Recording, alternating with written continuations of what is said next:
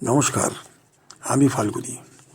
আজকে জ্ঞানবৃক্ষের আলোচনা এক অবতার পুরুষের শিক্ষা নিয়ে, যিনি মানুষরূপে রাজপরিবারে জন্ম নিয়েছিলেন রাজপুত্র সিদ্ধার্থের নামে, কিন্তু নির্বাণ বা মোক্ষ লাভের উদ্দেশ্যে রাজাসন ত্যাগ করে সন্ন্যাসী হন। ইনি হলেন ভগবান গৌতম বুদ্ধ। লিখিত তথ্য হিন্দু ধর্মের পুরাণে ভগবান গৌতম বুদ্ধকে ভগবান বিষ্ণুর নবম অবতার বলা হয়। আগের অধিবেশনে জানিয়েছি, অবতার পুরুষ হলেন পরমেশ্বরের মনুষ্য রূপ বা অন্য রূপে পৃথিবীতে অবতরণ, যখন পৃথিবীতে অধর্ম ছেয়ে ফলে এবং তার রক্ষা করতে তিনি পৃথিবীতে অবতীর্ণ হন। যে যুগে গৌতম বুদ্ধ জন্মেছিলেন তখনও বৈদিক গুণ প্রত্যাখ্যানকারীদের সংখ্যা বেড়ে গিয়েছিল, অধর্ম ছেয়ে গিয়েছিল। তাই তাদের শিক্ষা দিতে একটু অন্যভাবে মধ্যপন্থা ধরে ধর্মাচরণের পথ দেখাতে তিনি পৃথিবীতে অবতীর্ণ হন। এই পদ্ধতিতে ধর্মাচরণের অতিরিক্ত ভোগবিলাস ও কঠোর তপস্যা এই দুই চরমপন্থা ত্যাগ করে মধ্যপন্থা অনুসরণের পথ তিনি দেখান। বৌদ্ধ ধর্ম অবলম্বনকারীরা সেই পুরাণের অবতার তথ্য স্বীকার করেন না, তবে তারা গৌতম বুদ্ধকে ধর্মাচরণের শিক্ষক হিসাবে গ্রহণ করেছেন এবং তার সৃষ্ট বৌদ্ধ ধর্ম অনুসরণ করেন। হিন্দুরা অবশ্য তাকে পরমেশ্বরের অবতারই ভাবেন। 589 খ্রিস্টপূর্বাব্দে গৌতম বুদ্ধ সিদ্ধার্থ থেকে তপস্যার মাধ্যমে বুদ্ধত্ব লাভ করেন গয়ার বোধিবৃক্ষের মূলে, এবং 544 খ্রিস্টপূর্বাব্দে তিনি নির্বাণ লাভ করেন কুশীনগরে। তার শিক্ষা ধর্মাচরণের জন্য একটি পথ, যার মানুষের জন্য বাণী আদিতে কল্যাণ, মধ্যে কল্যাণ এবং অন্তে কল্যাণ, যা সম্পূর্ণ অহিংস ও মানবতাবাদী একটি শিক্ষা। সব জীবের সুখ ও শান্তির প্রতিষ্ঠার জন্যই তার শিক্ষা। তার শিক্ষার মূল উদ্দেশ্য হল বিশ্বের সব জীবের মুক্তি ও নিরাপত্তা নিশ্চিত করা, সাথে মানবিক মূল্যবোধ ও অধিকার স্থাপন করা বিশ্ব শান্তির পরিপ্রেক্ষিতে। তার শিক্ষা স্বৈরতন্ত্র, দমন নীতি ও হিংসার বিরুদ্ধে।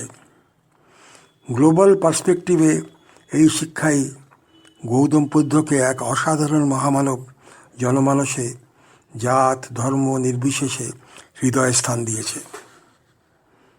তার বাণী চিরন্তন, শাশ্বত এবং মানবিক আবেদনে পূর্ণ, যা আজ পথভ্রষ্ট সমাজ ও বিশ্বের স্বৈরাচারী শক্তির দুর্বলের উপর আগ্রাসন, অর্থনৈতিক প্রতিবন্ধকতা ও অমানবিক অত্যাচারী হিংসার বাতাবরণ থেকে নির্লিপ্ত করতে এবং সৎ ঐশ্বরিক পথে যেতে সাহায্য করতে পারে, গণ আন্দোলনের মাধ্যমে বা তাদের হৃদয়ের পরিবর্তন ঘটিয়ে।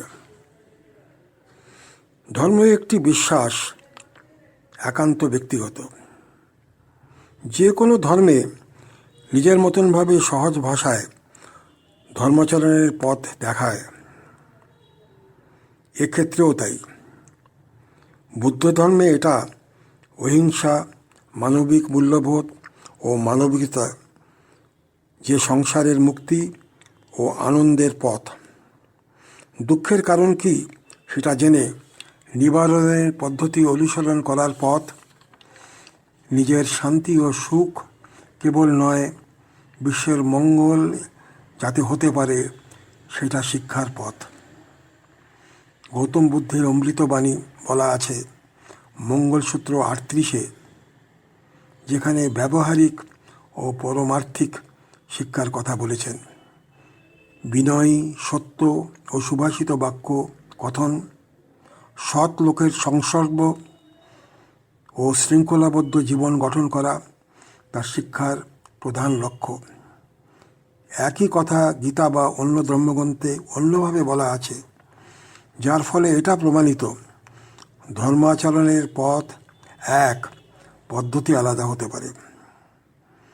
ভগবান বুদ্ধ উপদেশ দিয়েছেন সব রকম পাপ থেকে বিরত থাকা, সর্বদা কুশকর্ম সম্পাদন করা, স্বীয় চিত্তকে পরিশুদ্ধ করা, ভক্তদের শুধু নিজের নয় জগতের সব জীব যাতে সুখী হয় আর সকলেরই যাতে মঙ্গল হয় সেটা সংকল্প নিয়ে কাজ করা। শিক্ষাকে বাস্তবায়িত করতে হবে, অহিংসার প্রতিষ্ঠা করতে হবে, জীবে করুণা করতে হবে, ধ্যানে আত্ম উপলব্ধি করতে হবে। এই হয় তার শিক্ষা। জীবনযাপনে মধ্যপন্থা অর্থাৎ অতিরিক্ত ভোগবিলাস বা কঠোর তপস্যা নয়, এই পন্থা ত্যাগ করে ভারসাম্যপূর্ণ জীবন ধারণ করা ও তার উপদেশ মেনে জীবনে কার্যকরী করা। উনি জীবনের দুঃখ নিবারণ কিভাবে করতে হয় সেটা করার জন্য প্রথমে দুঃখের কারণ তিনি বলেছেন। দুঃখের কারণ বিশ্লেষণ করার মাধ্যমে তিনি বলেছেন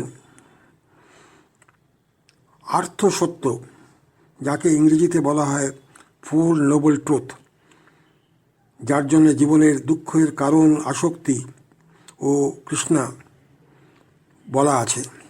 দুঃখ নিবারণের উপায় ও নিবারণের পথও তিনি বলেছেন আষ্টাঙ্গিক মার্গ হিসাবে।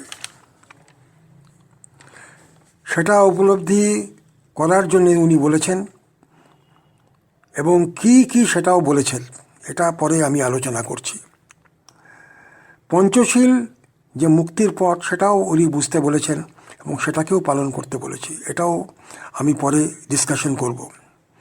তিনি দেখিয়েছেন জীবনে নির্বাণ লাভের পথ, যাতে মানুষ জীবনে শান্তি ও নৈতিকতার ভিত্তি স্থাপন করতে পারে।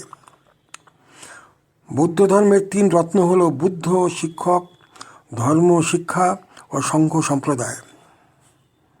তার স্মরণে 2টি সংস্কৃত মন্ত্র খুবই পরিচিত। অন্য ভাষার মন্ত্রগুলো আর বলছি না। সংস্কৃত মন্ত্র হল বুদ্ধং শরণং গচ্ছামি, তার অর্থ আমি আলোকিত বুদ্ধের আশ্রয় গ্রহণ করি। দ্বিতীয় মন্ত্র হল ধর্মং শরণং গচ্ছামি, আমি আশ্রয়ের জন্য ধর্মর পথ অনুসরণ করি। বুদ্ধ ধর্ম জাতি ধর্ম নির্বিশেষে যে শিক্ষা সব মানুষকে অহিংস পথ ধরে আত্মশুদ্ধির আশ্রয়ে ঐশ্বরিক ও মানবিক বলিদান করতে সহায়ক পথ, সেটা নির্দেশ করা আছে। অর্থাৎ তার শিক্ষায় মানসিকভাবেও বলিয়ান হবেন, ঐশ্বরিকভাবেও বলিয়ান হবেন। কয়েকটি খুব ফলদায়ী শিক্ষার কথা বলছি। অহিংসা ও করুণা, সকল জীবের প্রতি ভালোবাসা ও হিংসা ও সহানুভূতি, যা হিংসা ও বিদ্বেষ পরিহার করতে শেখায়। চতুরার্থ সত্য, জীবনের দুঃখের কারণ, যেটা আগে বললাম, জন্ম, জরা, ব্যাধি ও মৃত্যু, অপ্রিয়জনের সাথে মিলন বা প্রিয়জনের সাথে বিচ্ছেদ, যা চাই না পাওয়া, তার ব্যথা। আষ্টাঙ্গিক মার্গ হলো জীবনের দুঃখ থেকে মুক্তি পাওয়ার উপায়, এটাও আগে উল্লেখ করেছি। আষ্টাঙ্গিক মার্গের কথা সঠিক জীবনে কিভাবে আমি জীবনযাপন করব তার পদ্ধতি ও সুখী জীবনের পথ। এতে বলা আছে সঠিক বোঝাপড়া, সঠিক সংকল্প, সঠিক কথা, সঠিক কাজ, সঠিক জীবিকা, সঠিক প্রচেষ্টা, সঠিক স্মৃতি এবং সঠিক একাগ্রতা। এইগুলো শুধুই জানা নয়, এগুলো পালনও করতে হবে। তারপরে হচ্ছে কৃতজ্ঞতা অর্থাৎ গ্র্যাটিটিউড, যা আছে তা নিয়ে সন্তুষ্ট থাকা, যা নেই তা নিয়ে আক্ষেপ না করা। কৃতজ্ঞতা স্বীকার শক্তিশালী শক্তি। অহংকার ত্যাগ করা, নিজের মনকে নিয়ন্ত্রণ করা। আসক্তি ত্যাগ করা, সব রকম আসক্তি থেকে নিজেকে মুক্ত রাখা। ক্ষমা ও দয়া সকলের প্রতি, ধনী বা দরিদ্র নির্বিশেষে করুণা ও ভালোবাসা পোষণ করা। বর্তমান সময়ে মনোযোগ দেওয়া, অতীত বা ভবিষ্যৎ নিয়ে চিন্তা না করা, নিজের দায়িত্ব পালন করে নিজের ভাগ্যের লেখক নিজেই হওয়া, নিজের অন্তরের শক্তিকে খুঁজে বের করা, এমন কাজ করা যাতে অন্যের ক্ষতি না হয়, এটাই হবে সঠিক কাজ। ভিতরের শান্তি ও জ্ঞান খোঁজার জন্যে ধ্যান করা। সুতরাং দেখলেন গৌতম বুদ্ধের শিক্ষাগুলো কত সোজা এবং সহজবোধ্য। বিশেষ শিক্ষণীয় তার বাণী, যা জাতিভেদ প্রথার বিরোধিতা করে, সকল মানুষকে সমান মর্যাদা দেয়, যা আজ ভারতে সর্বাধিক প্রয়োজন। এর ফলে সমতার ধারণা প্রতিষ্ঠিত হতে পারে, সহায়ক হতে পারে যদি যারা দেশের উন্নতির দায়িত্বে তারা এটা গ্রহণ করেন। এবার গৌতম বুদ্ধের শিক্ষার সারমর্ম আলোচনা করি। তার শিক্ষা বিশ্ব মানবতার এবং দৈহিক এবং ঐশ্বরিক জীবনের জন্যে একটা সুন্দর মন্ত্র। তার মতে শীল, সমাধি, প্রজ্ঞাময় জীবনের মধ্যে দিয়ে একজন মানুষের সর্বোত্তম জীবন গড়ে উঠতে পারে। এর ফলে মানুষ সত্য, সুন্দর ও নীতিবান এবং মানব জীবনের সর্বোচ্চ স্থানে পৌঁছাতে পারে। দুঃখের মুক্তির মার্গে সে যেতে পারে এবং যেতে সমর্থ হয়। তিনি বলেছেন, শীলময় জীবন, সমাধি এবং প্রজ্ঞাময় জীবনই মানুষকে সৎপথে পরিচালিত করে এবং বিশ্ব মানবিকতার আলোকিত করতে পারে। বুদ্ধ ধর্মে জীবন পদ্ধতিতে পঞ্চশীল নীতির কথা বলা আছে, যেটা এর আগে আমি উল্লেখ করেছিলাম। মানুষ জীবনের প্রথম থেকেই সদ্গুণ চর্চার মাধ্যমে জীবনে আদর্শায়িত করতে পারে। পঞ্চশীলের 5টি মৌলিক শিক্ষা হল: প্রাণী হত্যা থেকে বিরত থাকা, যা দেওয়া হয়নি তা না নেওয়া, ব্যভিচার থেকে বিরত থাকা, মিথ্যা ভাষণ না করা, মাদক দ্রব্য সেবন না করা। বৌদ্ধ ধর্মে সামাজিক অস্থিরতা, অসাম্য, সমাজে বিভাজন নীতি রাষ্ট্রের কল্যাণ করতে পারে না, সামাজিক শৃঙ্খলাও আনতে পারে না। হিংসার বিরুদ্ধে প্রতিহিংসা ও সংঘাত সমাজ ও রাষ্ট্রের প্রতি ক্ষতিকারক। তাই গৌতম বুদ্ধ জীবন ধর্মের প্রতিটি ক্ষেত্রে অহিংসা ও বিশ্ব মানবতার কথা বলেছেন। বুদ্ধ ধর্মে আত্মশক্তিই পরম সম্পদ। সুতরাং আমি যদি উত্তম হই, তাহলে আমার কথা চিন্তা হবে সব উত্তম। উত্তম মানুষ কখনো অধম কাজ করতে পারে না। তাই গৌতম বুদ্ধের মতে নীতিবান জীবনই একজন ব্যক্তির আদর্শ জীবন ও মহৎ জীবন হতে পারে। মন থাকবে ধর্মের ঊর্ধ্বে, আর মনে রাখতে হবে ধর্ম হলো মানব জাতির সামগ্রিক কল্যাণের জন্য। সুতরাং অহংকার ত্যাগ করতে হবে, চিন্তায় জ্ঞান, মননশীলতা, উন্নত হওয়ার চেষ্টা করতে হবে, অহিংসার পথ অনুসরণ করতে হবে। এটাই হলো ভগবান বুদ্ধের মানুষের জন্য শিক্ষা। আজ এখানেই শেষ করছি। ধন্যবাদ।